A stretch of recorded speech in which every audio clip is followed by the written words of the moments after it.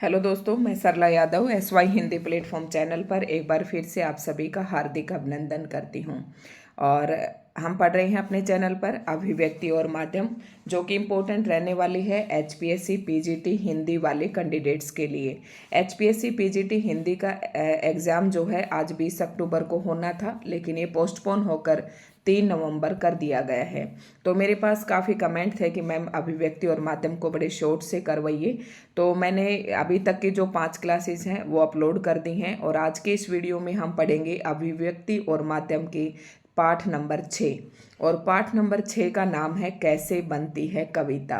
कहने को तो ये बहुत ही छोटा सा चैप्टर है, लेकिन इसमें पिछली बार अगर HPSC एग्ज़ाम की मैं बात करूं तो स्क्रीनिंग में यहाँ से प्रश्न पूछा गया था, और मैं हर चैप्टर में बताती जा रही हूँ कि कहाँ कहाँ से प्रश्न पूछे गए थे।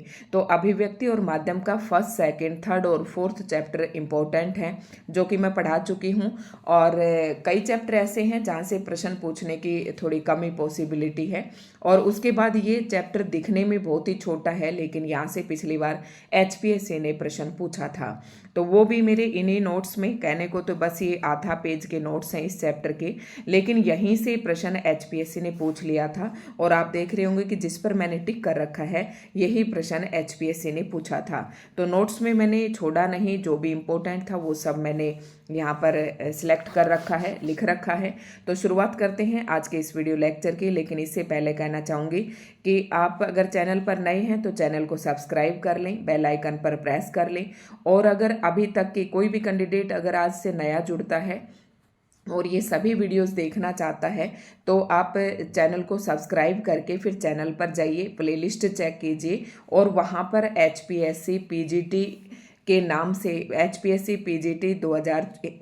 PGT हिंदी 2024 महत्वपूर्ण वीडियोस के नाम से आपको एक प्लेलिस्ट मिल जाएगी। और HPSC PGT इंटरव्यू की भी मैंने वीडियोस बना रखी हैं, तो वो सारी आपको प्लेलिस्ट में देखने को मिल जाएंगी, तो आप वहाँ से देख सकते हैं। तो अविलंब हम इसकी शुरुआत करते हैं आज के इस वीडियो लेक्चर की। और लेक्चर का नाम है कैसे बनती है कविता।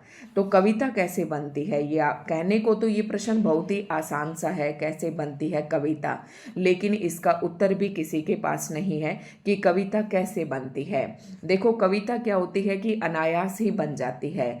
कविता के लिए, कविता लिखने के लिए ना ही तो आज तक कोई ऐसा विद्यालय बना है और ना ही कोई ऐसा स्कूल बना है कि जहाँ पर आपको प्रशिक्षण दिया जा सके कि कविता कैसे बनती है। लेकिन ये है कि देखो, कविता अनायास निकलती है, भावों की अभिव्यक्ति होती है। जो भी व्यक्ति बस उसमें देखने का, जो व्यक्ति कविता कर रहा है उसका जो वस्तुओं को देखने का दृष्टिकोण होता है, जो नजरिया होता है, वो सबसे अलग होता है।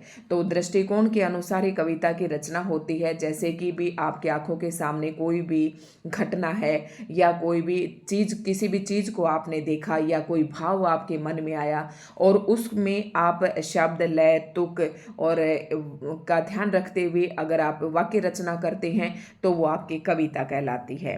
ठीक है, तो ऐसे बनती है कविता। और कविता कैसे बनती है इसका मैंने कहा कि जवाब तो किसी के पास भी नहीं है, कविता अनायास ही बन जाती है। अब कुछ महत्वपूर्ण बातें हैं जिनका ध्यान रखकर भी कविता को बनाया जा सकता है, और थोड़ा सा प्रशिक्षण देकर, क्योंकि कविता की जो प्रतिभा होती है वो स्वाभाविक होती है, प्राकृतिक होती है, नेचुरल होती है, अपने आप ये भावना आती है। किसी के प्रशिक्षण से आप ठूस कर किसी को बाध्य नहीं कर सकते कि आप कविता कीजिए। ठीक है, तो कविता का थोड़ा सा प्रशिक्षण देकर ये है कि जिस व्यक्ति के अंदर तुक मिलाने की थोड़ी सी प्रतिभा है, तो उसको थोड़ा सा प्रशिक्षण देकर उसकी उस प्रतिभा को और निखारा जा सकता है। तो बस यही है। अब देखते हैं कि इसमें इम्पोर्टेंट क्या कुछ है। और कविता के अब महत्वपूर्ण बात यह है कि कविता के कुछ ऐसे कौन से घटक हैं, यानी कि किस रचना को आप कविता कह सकते हैं। तो हम उन्हीं पंक्तियों को, उन्हें पदों को हम कविता कह सकते हैं जिसके अंदर कुछ घटक होने चाहिए जो कि जरूरी हैं। तो शुरुआत करते हैं। WH आर्डेन ने क्या कहा था कविता के बारे में कि प्ले विद वर्ड्स। तो आपके पेपर में HPSC यही पूछ लेगी, क्योंकि पिछली बार उसने ये पूछा था कि कविता कोने में एक हाथ लगाए बैठी है। ये शब्द किसके हैं? तो ये थे जॉर्ज लुई बोर्खेस के ये शब्द थे। तो हो सकता है इस बार HPSC आपसे ये पूछ ले, प्ले विद वर्ड्स ये किसने कहा? तो WH आर्डेन ने कहा कि शब्दों के साथ खेलना ही कविता कहलाता है। इम्पोर्टेंट बात है, आपको ध्यान रखना है। कई सारी बुक से इकट्ठे करके मैंने नोट्स बना रखे हैं, तो आप पूरा विश्वास इन पर कर सकते हैं। और ये पढ़ने के बाद अगर आपके पास समय है तो आप चैप्टर को NCERT की बुक से भी जरूर पढ़ना। कविता के घटक। अब कविता के मैंने बताया कि कविता हम उसी रचना को कविता कह सकते हैं जिसके अंतर्गत कुछ घटक होते हैं, जैसे कि शब्द है, क्योंकि कविता के अंदर शब्द। सबसे पहले तो बात करें भाषा की। अगर जो कविता कर रहा है उस व्यक्ति को भाषा का समुचित ज्ञान होना चाहिए, क्योंकि कविता भाषा में ही रची जाती है। इसलिए कविता की रचना के लिए कवि को भाषा का जो है सम्यक ज्ञान होना चाहिए। और उसके अंतर्गत क्या करना चाहिए? भाषा की प्रचलित भाषा का ही प्रयोग करना चाहिए, और ऐसी भाषा का प्रयोग करना चाहिए, मतलब कविता की जो संरचना है वो ऐसी होनी चाहिए कि पाठक को ऐसा लगे कि हाँ कुछ नया सा है। तो ये सबसे पहले इम्पोर्टेंट घटक में, कविता के इम्पोर्टेंट घटक में भाषा आ जाती है, यानी कि जो कविता कर रहा है उसका भाषा पर समुचित अधिकार होना चाहिए। उसके बाद आता है लय। अब जब उसके अंतर्गत कविता के अंदर एक लय सा होना चाहिए, जैसे कि मैं आपको कुछ पंक्तियां पढ़कर बताती हूँ। देखो कितने प्यारे फूल, सबसे न्यारे दिखते फूल, कांटों से ये घिरे हुए हैं, फिर भी लगते सुंदर फूल। तो आप देख रहे होंगे कि लास्ट में फूल फूल आ रहा है और कविता के अंदर एक लय है, एक स्वर सा है। ठीक है, तो लय बहुत जरूरी होती है। उसके बाद है शब्द। देखो भाषा, भाषा किससे बनती है? सबसे पहला घटक मैंने आपको भाषा बताया। भाषा किससे बनती है? शब्दों से बनती है, और शब्दों को सही तालमेल बिठाना से ही कविता बनती है। तो शब्दों का काफ़ी महत्व है। शब्द संरचनाओं से ही, शब्दों से ही क्या होता है? सही वाक्य का निर्माण होता है। तो शब्दों के समुचित संयोजन से ही क्या बनती है? भाषा बनती है। तो कवि को क्या करना चाहिए? सहज सरल शब्दों का प्रयोग करना चाहिए। फिर उन शब्दों के अंदर क्या होने चाहिए? लय होनी चाहिए। और अंत में उन शब्दों का क्या मिलना चाहिए? तुक मिलना चाहिए। जैसे मैंने बताया अभी, देखो कितने प्यारे फूल, सबसे न्यारे दिखते फूल, तो लास्ट में फूल फूल आ रहा है, तो ये तुक मिल रहे हैं। तो अधिकतर कविताओं में तुकांत होता है, तो तुक मिलने चाहिए, उनमें लय होनी चाहिए, शब्दों की जो संरचना है वो ठीक प्रकार से की हुई होनी चाहिए, क्योंकि शब्दों से ही भाषा का निर्माण होता है। उसके बाद आता है वाक्य संरचना। अगर किसी को शब्दों का, भाषा पर अच्छा समुचित अधिकार है, शब्दों की संरचना भी अच्छे से कर लेते हैं, लय भी बनानी आती है, तुक भी मिल जाता है, और वाक्य संरचना फिर ठीक से कर लेते हैं, और फिर वाक्य संरचना का भी ध्यान रखना चाहिए। और उसके बाद है बिंब।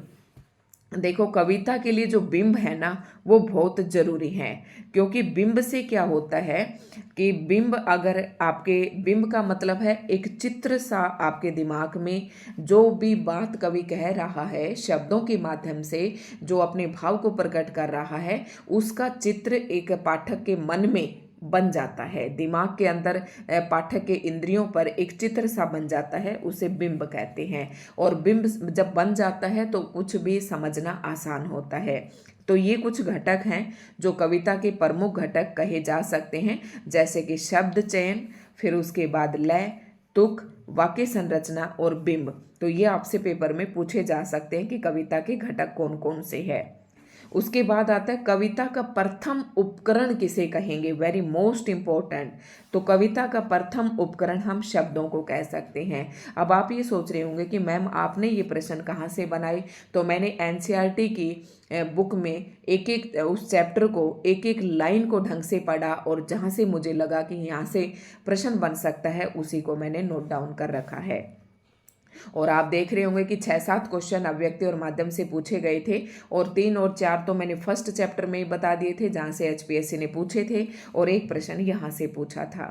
तो ये अभी तक जो मैंने 3 पॉइंट आपको बताए, तीनों मोस्ट इंपॉर्टेंट हैं कि कविता का प्रथम उपकरण क्या है, शब्द है। इसमें प्रथम उपकरण आप भाषा को मत कह देना, ऑप्शन में आपको भाषा भी मिलेगी और आप वहां पर कंफ्यूज हो जाएंगे। तो कविता का प्रथम उपकरण क्या है, शब्द है। कविता का अनिवार्य तत्व पूछे तो वह छंद है। अब कविता दो प्रकार से हो सकती है, एक तो छंदबद्ध कविता और एक छंद मुक्त कविता। जैसे कि छायावाद के अंदर निराला ने एक बात कही थी कि जब आदमी स्वतंत्र रहना चाहता है तो कविता को भी छंद मुक्त होना चाहिए, और तभी से हिंदी साहित्य के अंदर छंद मुक्त कविताएं जो है रचित होने लगी, रचनाएं होने लगी छंद मुक्त कविताओं की। तो याद रखना, कविता का प्रथम उपकरण शब्द है, कविता का अनिवार्य तत्व छंद है। देखो कवि जो है ना, चाहे अपनी कविता में छंदों का प्रयोग करे या ना करे, चाहे छंदबद्ध कविता करे चाहे छंद मुक्त कविता करे, लेकिन उसे छंदों का ज्ञान अवश्य होना चाहिए। ठीक है, ताकि कविता चाहे छंद में रचित हो चाहे मुक्त छंद में, कवि को छंदों का समुचित ज्ञान अवश्य होना चाहिए, अन्यथा कविता वांछित प्रभाव उत्पन्न कर पाएगी। मतलब ऐसा लगेगा कि कविता का प्रभाव जो है पाठक पर नहीं हो पाएगा। कविता के लिए सुमित्रा नंदन पंत ने चित्रात्मक भाषा को आवश्यक माना है, और ये मोस्ट इंपोर्टेंट पंक्ति है। ये छोटा चैप्टर है लेकिन इसके एक एक प्रश्न बहुत महत्वपूर्ण है। कविता के लिए सुमित्रा नंदन पंत ने किसको आवश्यक माना, चित्रात्मक भाषा, आपको ऑप्शन में मिल जाएंगे ध्वन्यात्मक भाषा, चित्रात्मक भाषा, भावात्मक भाषा या इनमें से कोई नहीं। तो आपको करना है चित्रात्मक भाषा, मतलब एक ऐसी भाषा जिसको पाठक को पढ़ते पढ़ते उसके मन में, उसके दृष्टिपटल पर, उसके इंद्रियों पर एक चित्र सा बन जाए। तो ये बात किसने कही, सुमित्रा नंदन पंत ने। 5 ज्ञानेंद्रियों व 5 उंगलियों द्वारा पकड़ा जाने वाला साहित्य कविता है। अब कविता किसके द्वारा लिखी जाती है, 5 ज्ञानेंद्रियों के द्वारा और 5 उंगलियों का प्रयोग करके लिखा जाने वाला जो साहित्य है उसे क्या कहते हैं, कविता। अब आपसे प्रश्न पूछ लेंगे कि 5 ज्ञानेंद्रियों और 5 उंगलियों द्वारा पकड़ा जाने वाला साहित्य क्या कहलाता है, तो ऑप्शन में दे देंगे कविता, फिर दूसरा नाटक, फिर उपन्यास, और आप वहां पर कंफ्यूज हो जाएंगे कि ये सभी लिखते वक्त हम ज्ञानेंद्रियों का प्रयोग भी करते हैं और उंगलियों का भी प्रयोग करते हैं, लेकिन इसका आंसर होगा कविता। कविता की प्रथम शर्त है शब्दों का मेल जोल। ठीक है, कविता की प्रथम शर्त क्या है, शब्दों का मेल जोल। अब यहाँ पर एक वाल्मीकि जी थे जिसने रामायण लिखी थी सबसे पहले, और ये भी एक कवि थे, सबसे पुराने कवि थे। तो इनके बारे में मैंने थोड़ा सा लिख लिया कि चैप्टर में बता रखा था कि वाल्मीकि का मूल नाम तो क्या था, रत्नाकर डाकू था, और बाद में वाल्मीकि नाम से ये प्रसिद्ध हुए। कविता के सभी घटक भाव से परिचालित होते हैं। अरे देखो ये इम्पोर्टेंट बात है, कविता के जो मैंने अभी तक 6 घटक, आपको 5 घटक ये बताए थे कि कहाँ पर है ये सारे घटक मैंने बताए थे, और ये परिचालित किससे होते हैं, भाव से होते हैं। मैंने कहा कि सबसे पहले जो कविता करने वाला है उस व्यक्ति के मन में भाव आता है, फिर उस भाव को वो शब्दों का रूप देता है, शब्दों का रूप देते हुए उनकी लय मिलाता है, लय के बाद तुक मिलाता है, और तुक मिला के बाद जब शब्दों में लय भी बन जाती है, तुक भी बन जाते हैं, तो फिर वाक्य संरचना की जाती है। तो सबसे पहले भाव किसी के भी मन में आता है, तभी ये सारे घटक परिचालित होते हैं। कविता का मूल तत्व क्या है, संवेदना और राग तत्व। वेरी मोस्ट इंपॉर्टेंट पॉइंट कि कविता का मूल तत्व क्या है, तो मूल तत्व है संवेदना और राग तत्व। ध्यान से रखना, कविता का मूल तो वो है और अनिवार्य तत्व छंद है, और मूल तत्व पूछे फर्क है थोड़ा थोड़ा, तो इसमें है संवेदना और राग तत्व। अब ये प्रश्न वेरी मोस्ट इंपॉर्टेंट है, ये पिछली बार HPSC ने पूछा था, लेकिन जितने भी पॉइंट मैंने बताए हैं मुझे तो ये सारे ही पॉइंट इंपॉर्टेंट लग रहे हैं। जॉर्ज लुई बोर्खेस ने क्या कहा था कि कविता कोने में एक हाथ लगाए बैठी है, ये इनका कथन है। रघुवीर साहे ने क्या कहा कविता के बारे में, अगर कहीं मैं तोता होता, तो ये काफ़ी थोड़ी सी और बड़ी है, लेकिन आप इन्हीं 2-4 पंक्तियों को याद रखें, और ऐसा रघुवीर साहे ने कहा था। तो यहाँ पर सुमित्रा नंदन पंत की एक बात आई थी। तो सुमित्रा नंदन पंत की एक और पंक्ति है जो काफ़ी प्रमुख है, मतलब इम्पोर्टेंट है, और वो मैंने इसलिए नहीं लिखी थी क्योंकि वो मेरी तो जबान पे रहती है। एक तो सुमित्रा नंदन पंत ने ये कहा था कि चित्रात्मक भाषा को आवश्यक माना है। दूसरा उन्होंने क्या कहा था, कविवर पंत ने इस के शब्दों, उन्होंने कहा था कि कविता हमारे परिपूर्ण क्षणों की वाणी है, अपने उत्कृष्ट क्षणों में हमारा जीवन छंद ही में बहने लगता है। तो याद रखना, ये पंक्ति पूछी जाती है, कविता हमारे, मैं बोल रही हूँ आप लिख लें, कविता हमारे परिपूर्ण क्षणों की वाणी है। ये हर पेपर में पूछी जाती है लगभग, कविता हमारे परिपूर्ण क्षणों की वाणी है। तो ये पंक्ति किसकी है, ये भी सुमित्रा नंदन पंत जी की है। ठीक है, ये ध्यान रखना है। तो और उसके बाद है, ये सब बातें मैंने आपको यहाँ पर बता दी हैं। रघुवीर साय ने क्या कहा था, अगर कहीं मैं तोता होता, तो ये नोट्स हैं इसलिए मैंने पूरा डिस्क्राइब करके नहीं लिखा था। और धूमिल ने क्या कहा था, बाबूजी सच कहूँ मेरी निगाह में हर एक आदमी एक जोड़ी जूता है। कही थी ना, उनकी ये पंक्तियां हैं, मोचीराम कविता की पंक्ति है ये, धूमिल ने कही थी, बाबूजी सच कहूँ मेरी निगाह में एक जोड़ी जूता है। शमशेर बहादुर ने क्या कहा था, एक जनता का दुख एक हवा में उड़ती पताकाएं, एक जनता का दुख एक हवा में उड़ती पताकाएं। तो ये वैसे तो बुक में जब आप देखेंगे तो और भी कई सारी पंक्तियां हैं, लेकिन नोट्स में मैंने छोटी छोटी लिख रखी हैं क्योंकि आपसे पूछेंगे तो आप तुरंत पहचान लेंगे कि अगर मैं कहीं तोता होता तो ये रघुवीर साय ने ये बात कही है। धूमिल ने कहा कि बाबूजी सच कहूँ मेरी निगाह में सब एक जोड़ी जूता है। और शमशेर बहादुर ने क्या कहा था, एक जनता का दुख एक हवा में उड़ती पताकाएं। तो ये कुछ इंपॉर्टेंट पॉइंट्स थे जो इस कविता से संबंधित थे। तो बाकी मैंने आपको सारा बता दिया है।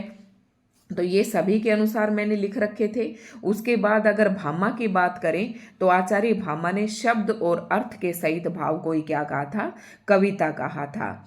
देखो कविता कैसे बनती है, जैसे कि किसी भी चित्रकला को बनाने के लिए रंग, कुची, कैनवास की आवश्यकता होती है और संगीत में स्वर, ताल, लय आदि की आवश्यकता होती है। उसी प्रकार कविता रचने के लिए कुछ बाह्य उपकरणों की आवश्यकता नहीं होती है। और कविता रचने के लिए जिन उपकरणों की आवश्यकता होती है वो मैंने आपको यहाँ पर बता दिए थे। ठीक है, तो इस कविता में, इस चैप्टर में इम्पोर्टेंट इतना ही था। तो दोस्तों आज की वीडियो आपको कैसी लगी, फिर भी मैंने आज फास्ट भी है सभी को पता है, लेकिन फिर भी मैंने टाइम निकाल कर आप सभी के लिए ये नोट्स से एक वीडियो अपलोड की है। तो आप वीडियो को ज़्यादा से ज़्यादा लाइक एंड शेयर करें और कमेंट करके बताएं कि वीडियो आपको कैसी लगी, क्योंकि मुझे पता है कि चाहे व्रत हो चाहे त्यौहार हो कुछ भी हो, लेकिन तुम्हारा पेपर जो है अभी सिर पर है। तो मैंने सोचा कि इनकी वीडियो तो मैं एक ज़रूर आज अपलोड कर देती हूँ। धन्यवाद।